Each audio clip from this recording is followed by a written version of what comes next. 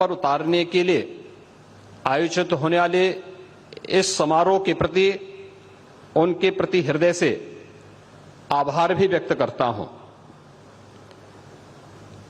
हम सब जानते हैं कि सन 2020 इस सदी की सबसे बड़ी महामारी कोविड-19 के कारण लगातार प्रभावित रही। एक ओर कोविड-19 का दुष्प्रभाव और दूसरी ओर भू राजनीतिक वैश्विक तनाव से ग्लोबल सप्लाई चेन पर एक बुरा असर पड़ा था। सेमीकंडक्टर इंडस्ट्री भी इससे प्रभावित हुई। उस समय हमने देखा होगा हर एक फील्ड में, वो ऑटोमोबाइल का रहा हो, मेडिकल इक्विपमेंट का रहा हो या इलेक्ट्रॉनिक आइटम से जुड़े हुए हर एक क्षेत्र में हम लोगों को इससे प्रभावित होते हुए देखा गया। लेकिन ये हमारा सौभाग्य है कि अपने विजनरी लीडरशिप के माध्यम से जब दुनिया कोविड-19 से अभी पछती थी, सफलतम कोविड-19 के प्रबंधन के साथ ही भारत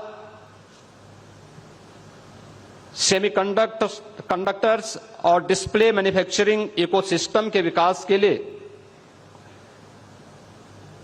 अपनी नोटिफिकेशन जारी करते हुए इस कार्यक्रम को आगे बढ़ाता है।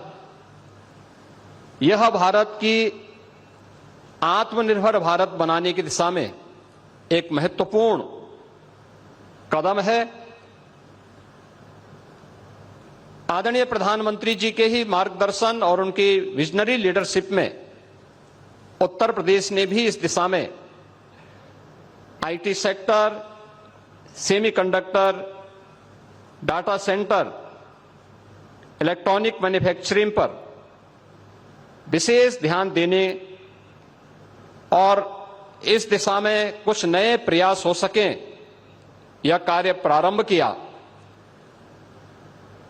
पिछले कुछ वर्षों के दौरान जो प्रयास उत्तर प्रदेश में प्रारंभ हुए, आज उसका परिणाम है कि देश की मोबाइल मैन्युफैक्चरिंग के 55% मोबाइल कंपोनेंट के 50% उत्पादन उत्तर प्रदेश में हो रहा है।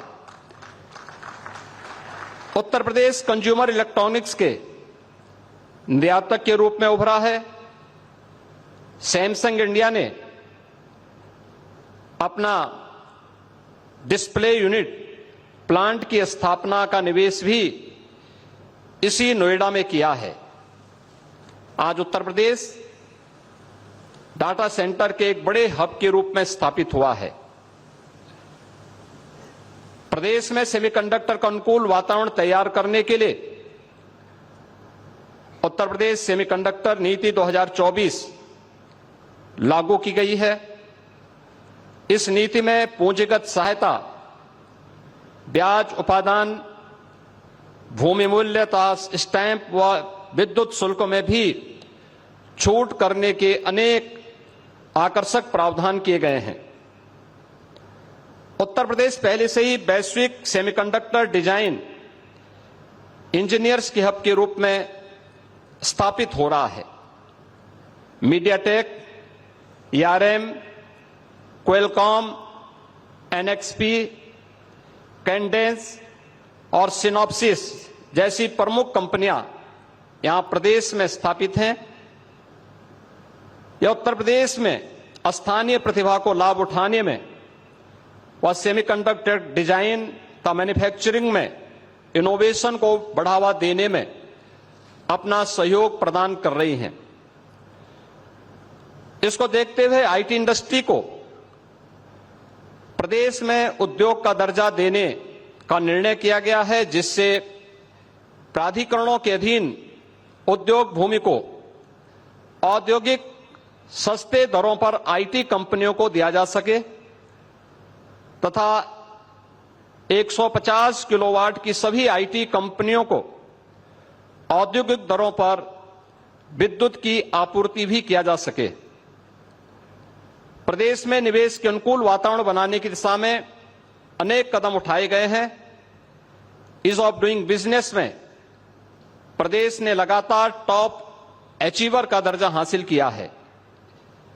Semiconductor, IT, ITS, data centre, electronics, manufacturing, defence and aerospace, electric vehicle, warehousing and logistic, MSME, textile व टूरिज्म आदि से संबंधित 27 सेक्टोरियल पॉलिसीज वर्तमान में प्रदेश में लागू हैं।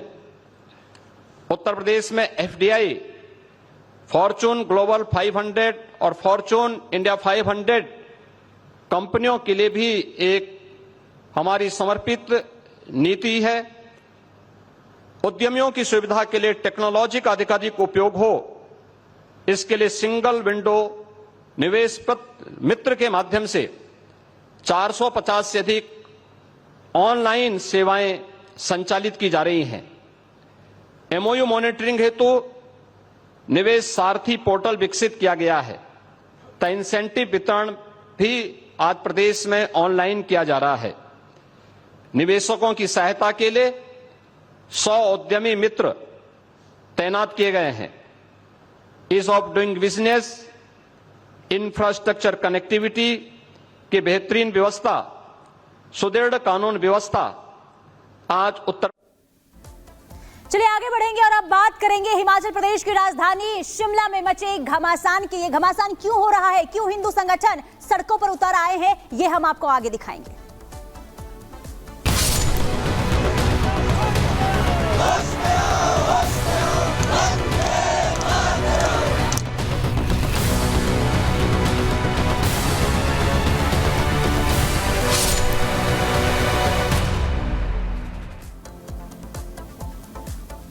तो शिमला के संजौली में हिंदू संगठन आज